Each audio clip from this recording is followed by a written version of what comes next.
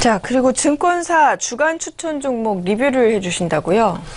네, 그렇습니다. 이번 주 시장에 대한 변동이 상당히 커지고 있고요. 자, 그러다 보니 이번 주 가운데서는 수많은 팩트 가운데서 미국의 팩트가 여러 가지 있습니다. 이번 주에 미국의 연은 총재들이 이번 주 월요일부터 금요일까지 이제 다니면서 9월 달에 기준금을 올립니다. 그리고 12월 달에 기준금 올립니다. 이런 팩트가 있는데 제가 볼 때 그런 얘기가 나온다는 것 자체가 시장에 대한 방향성이 없다. 그런 관점 속에서 이번 주 증권사에서 바라보는 몇몇 종목들을 잠깐 좀 리뷰를 드려보겠습니다. 자, 지난주에 증권사에 대한 판단이 상당히 더욱 좋아지고 있는데요. 모 페이퍼를 보니까 코스피는 이 시각 현재 2360이지만 2500까지 갑니다. 그리고 코스닥은 현재 673선을 지나고 있는데 750까지 갑니다. 이런 좀 판단 속에서 이번 주에 증권사 어떤 페이퍼를 좀 잠깐 보시면 좋겠고요.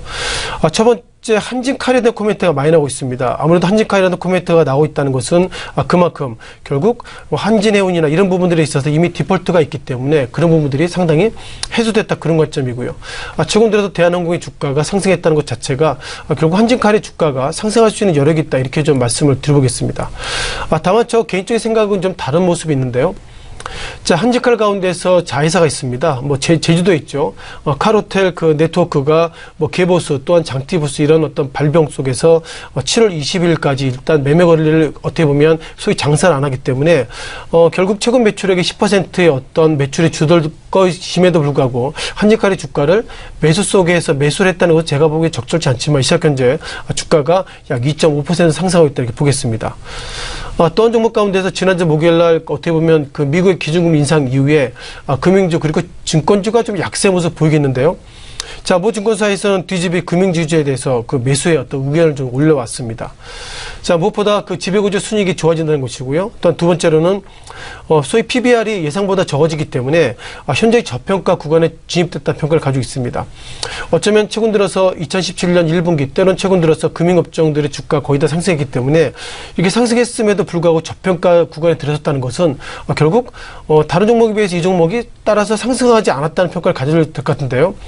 자, 이 종목이 52주 신고가가 12,600원대, 이 시각 현재 11,900원이면 결국 이 종목의 주가가 52주 기준으로 보면 일단 수치적인 의미로 보면 이미 오른 만큼 오르는데 이 종목에 있어서 저평가 구간에 들어섰다, 이런 부분이 맞는지 상당히 좀 고민을 좀 끼치고 있다 보겠습니다.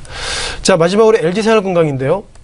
자, 지난주에 어떻게 보면 중국에서 몇몇 종목들에 대해서 좀 얘기했습니다. 어떤 얘기를 했냐면 화장품 관련돼서 블랙리스트라는 표현을 쓰고 있는데, 자, 그 부분들을 좀 다시 한번 체크해 볼 필요가 있다 생각하고 있습니다. 블랙리스트라는 표현은 적절치 않고요.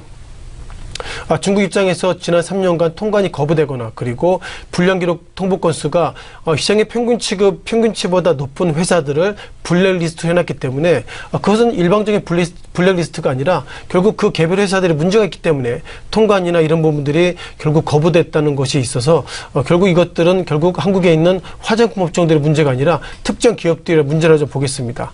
자, 그럼에도 불구하고 LG생건에 있어서 증권사에서는 매수 사이드로 좀 얘기했는데요. 자, 시작 현재 0.2% 하락한 98만 원대를 지나고 있습니다.